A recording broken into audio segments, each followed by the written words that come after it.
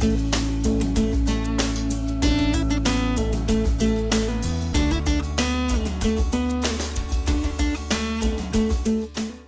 to our November edition of Let's Get Growing. It was hot this summer, but I think it's going to be cold this winter. In November, you're still going to need to mow the lawn regularly. Remember that we've been raising that height up. Let's keep it high so that those leaf blades will be putting those nutrients into the root system so we can make it through the winter. Pull up your spent annuals and let's add them to the compost pile. They need that nitrogen to heat it up.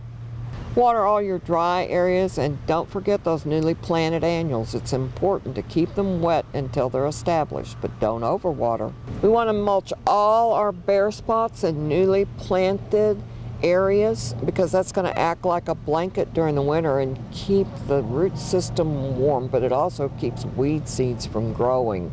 So mulch, mulch, mulch. In November, you can remove the dead and diseased wood from your trees, but let's hold off on that major pruning until just a little bit later, probably 1st December through Christmas. Remember to pick up those leaves off the lawn once a week and add them to the compost pile because we want to make sure we have a nice strong lawn to make it through the winter for spring growth. Okay, November through February, we're going to select plants and native and adaptive trees and shrubs that we can plant in the landscape.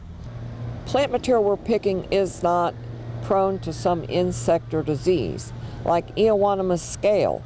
We can plant cool season annuals too. Pansies, ornamental cabbage, ornamental kale, and calendula. Also plant some spring blooming perennials and bulbs, and some of those bulbs can include daffodil, grape hyacinth, and tulips if you're lucky enough to be able to plant tulips. Just remember, the soil temperature is going to have to be about 50 degrees, so that means your night temperatures are going to have to be consistently at 50 degrees. Those bulbs need to be chilled for 8 weeks before planting, so make sure that you're purchasing pre-chilled bulbs, and then they're only good for 1 year. Mass them together. One tulip standing alone does not make a good display. Fertilize your newly planted annuals, pansies, etc. after the new growth begins. And as we thought, it's going to be cold, so just make sure to feed the birds. This is an airplane plant that's been outside most of the summer, and we're ready to bring it in. So we're just picking it over and finding where we have bad foliage, and if you can see, I'm tracing it back to its origination point, and then I'm just going to give it a tug and it pulls off. But you can see it wasn't in very good condition. So we're just going to travel around, find the ones that look tacky, follow them down, grab hold, pull. So you're just going to go around. This is called pick pruning. So you're just going to pick it until you get most of the dead off. Look at all these little babies that we have. So you're probably going to want to share with a friend. And if you'll look, they've already started to develop little air roots right here. So all we're going to do is, look, we have 2 layers. And we're going to take this bottom layer. See, I just broke it off. Okay, so we brought it over here, and we're going to take, of course, roots down, make a little hole, and then just push it in there and kind of firm the soil around it. And it'll root. You can put it in a windowsill. Make sure that it's getting enough sun to root, and then once you've noticed new growth, you're on your way. Now, another way that you could do it is you can actually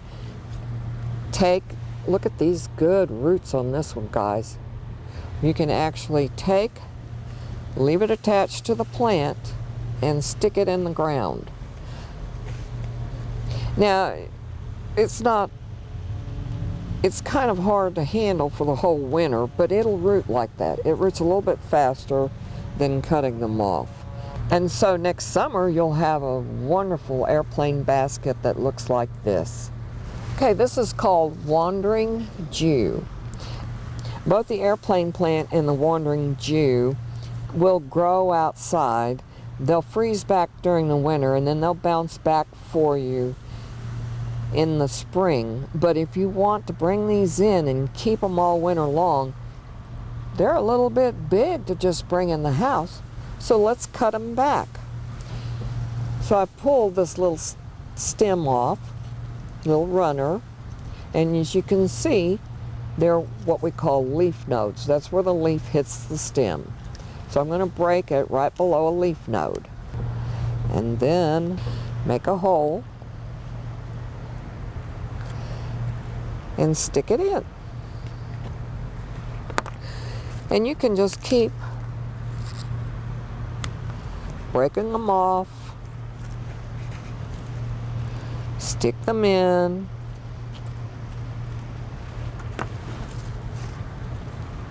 This will even root. You don't need to have a tip cutting. You just want to make sure that you're getting the right side up. See how this leaf wraps around the stem and you have the top side up?